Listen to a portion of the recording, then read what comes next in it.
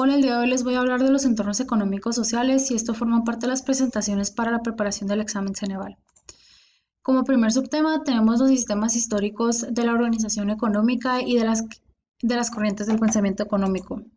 Pues básicamente para poder comprender todas estas teorías y todos estos pensamientos es necesario hablar sobre un concepto base que es el de los modos de producción, en el cual nos dice que son las formas en que los hombres se organizan para producir, distribuir y consumir los bienes que satisfacen sus necesidades y nos habla de dos elementos básicos que es la fuerza del trabajo y los medios de producción. También voy a hablar sobre, bueno, les voy a explicar lo que son los sistemas económicos, que son 5 sistemas económicos principales que pues básicamente ya hemos visto en otras clases, pero pues los voy a mencionar, que es la comunidad primitiva, el esclavismo, el feudalismo, el capitalismo y el socialismo. En el primer caso, los bienes, la comunidad primitiva nos dice que los bienes que se producen se consumían al instante, por lo tanto no había excedentes económicos y no había clases sociales, no había explotación y la división del trabajo se daba de forma natural. Mientras que el esclavismo se desarrollaba la propiedad privada, esto generó dos clases sociales, los esclavistas y los esclavos, y aquí fue cuando se comenzó a hablar sobre el desarrollo de la moneda. En el caso del feudalismo, eh, los señores feudales eran los dueños de los medios de producción de los medios de producción, o sea, de las tierras, y ellos rentaban las tierras a los siervos, que eran los dueños de los instrumentos de la labranza. Aquí la agricultura era como que el auge económico o era la actividad principal. Por lo tanto, cuando decimos instrumentos de la labranza, era como que, pues, o sea, los siervos producían, pero los señores feudales eran los dueños de la tierra. En cuanto al capitalismo, pues la propiedad privada de los medios de producción se comenzó a dar y las clases sociales se dividían por la burguesía y el proletariado, donde el último vendía su fuerza laboral para a los burgueses, o sea, básicamente trabajaba para el proletariado trabaja para el burgués. Y por último tenemos el socialismo que nos dice que las clases sociales tienden a desaparecer, las relaciones de producción son relaciones de cooperación y desaparece la explotación del hombre por el hombre. En cuanto a las corrientes del pensamiento económico, pues nos dice que para poder comprender el pensamiento económico tenemos que relacionarlo con su ambiente y nos habla de tres principios básicos que son el Antiguo Testamento, Grecia y Roma. En el primer caso nos habla del Antiguo Testamento, ya que los profetas plasmaron en el Antiguo Testamento de cierta manera como eh, sus ideas económicas, en el cual mencionaba, durante la lectura se mencionaba lo que es la división de la propiedad privada y la división también de los ricos y de los pobres, mientras que en el caso de Grecia pues menciona a dos pensadores principales, que es Platón y Aristóteles. En el primero, pues Platón justificaba el sistema de castas por medio del pensamiento de que la división del trabajo se tenía que realizar de acuerdo a las aptitudes de cada persona y la ciudad existía gracias a la división del trabajo, mientras que Aristóteles se centró más en como que en lo teórico y en crear nuevos, digamos que nuevos pensamientos, por así explicarlo. Y básicamente fue Aristóteles el que comenzó a dar la función al dinero y comenzó como que a crear el uso del dinero. Y de igual manera él fue el que hizo la distinción entre el dinero y el capital del dinero.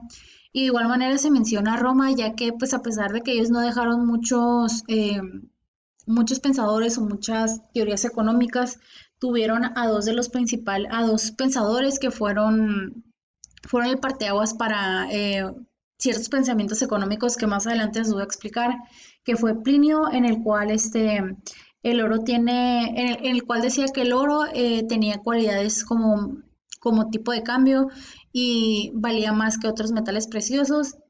Y también tenían a Cicerón, el cual decía que la industria era despreciable y solo la agricultura era elogiable.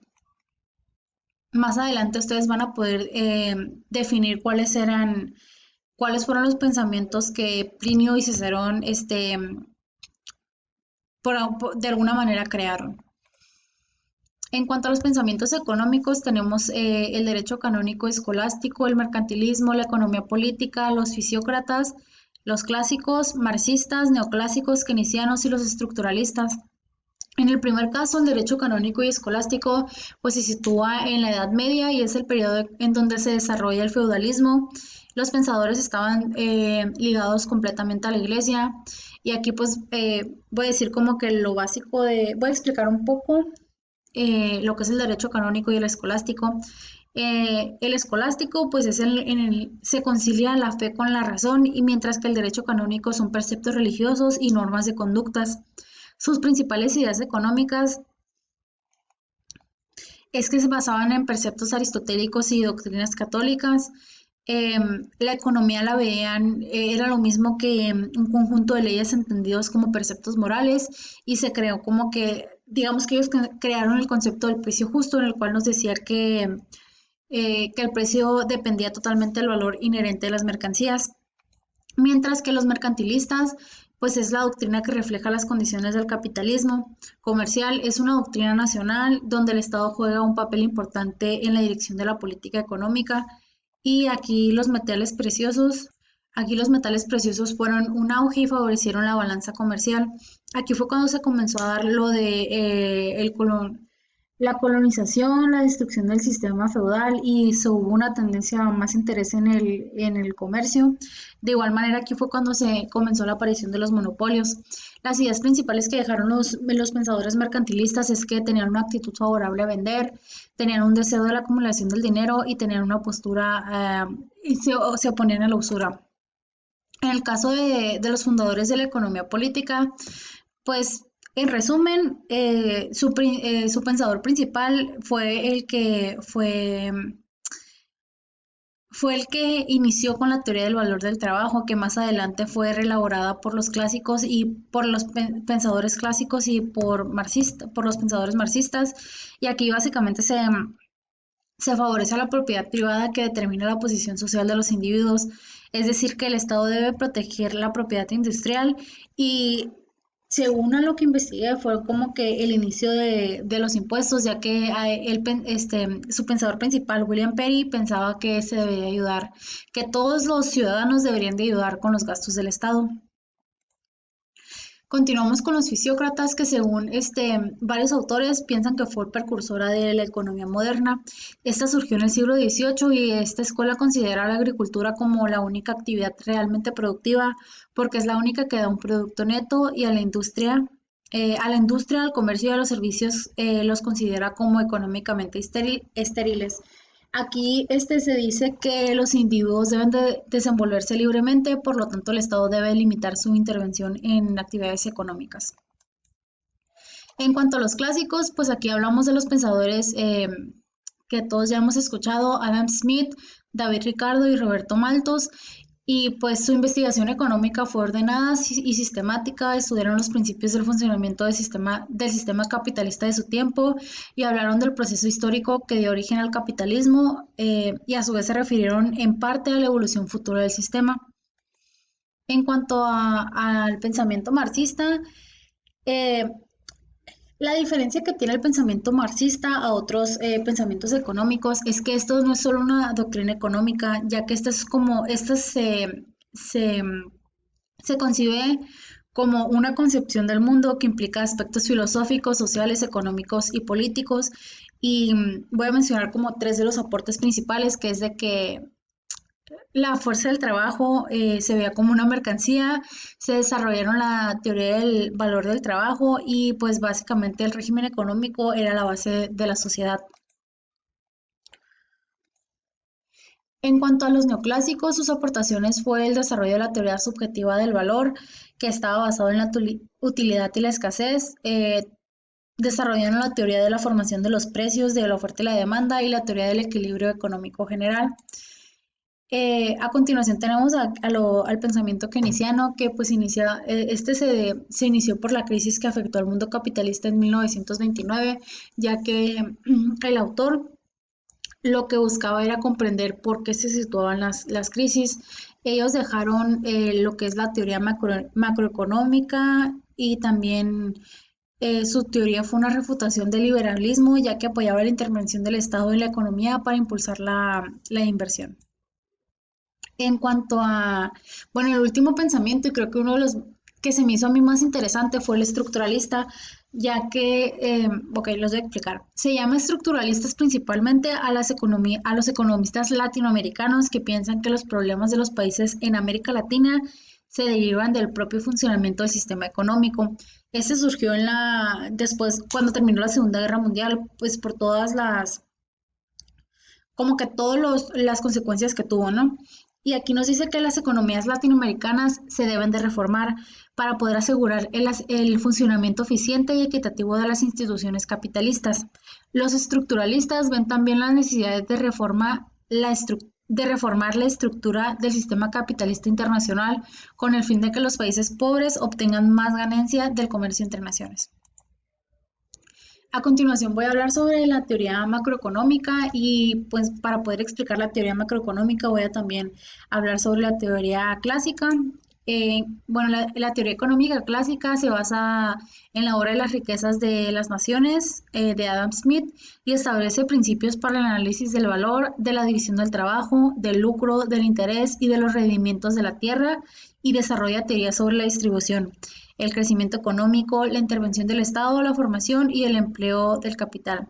Pues no me voy a engranar mucho en este tema porque es un tema que ya hemos visto, del cual hemos hablado desde el primer semestre, al igual que la teoría macroeconómica, pero en este caso, pues la teoría macroeconómica se refiere a los grandes agregados de la vida económica, o sea, a la producción total, al desempleo y a las inflaciones globales. De igual manera, se refiere a la oferta monetaria, al déficit presupuestario, el comercio y las finanzas internacionales. Sus objetivos es crear un elevado nivel y rápido crecimiento de la producción y del consumo, un elevado empleo con abundante oferta de buenos empleos, una estabilidad de nivel de precios o baja inflación, dejando que los precios y los salarios sean fijados en libres mercados y un fructífero comercio internacional de bienes y servicios de capital. En cuanto a las empresas y su relación con la economía, vamos a hablar de un concepto básico que es la economía administrativa, el cual utiliza los instrumentos y las técnicas de análisis económico para estudiar y resolver problemas de negocio, es decir, que proporciona el enlace entre la economía tradicional y las ciencias de la toma de decisión dentro de la administración. En cuanto a la empresa y la estructura de producción, se habla de la función de producción que presupone que las empresas funcionan eficientemente y sacan el mayor provecho posible de sus insumos. Claro que ese es un concepto que no muchas veces se da en las empresas. Y aquí nos dice que una función de producción pues se relaciona totalmente con los insumos, relaciona totalmente los insumos con los productos y estos se van a determinar por la tecnología de los equipos disponibles para la empresa. O sea, básicamente nos dice que para que una empresa funcione o para que una empresa sea exitosa, necesita como que tener una eficiente relación entre insumos y productos y a su vez necesita como que eh, determinar de manera correcta la tecnología y los equipos de los cuales dispone la empresa, o sea, poder utilizarlos de manera eficiente.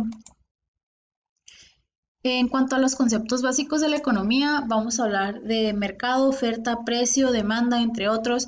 Y en primera instancia tenemos el mercado, el cual pues es un área geográfica a la cual concurren compradores y vendedores de mercancía para realizar transacciones comerciales, comprar y vender a un precio determinado. Para entender el mercado es bienes y servicios.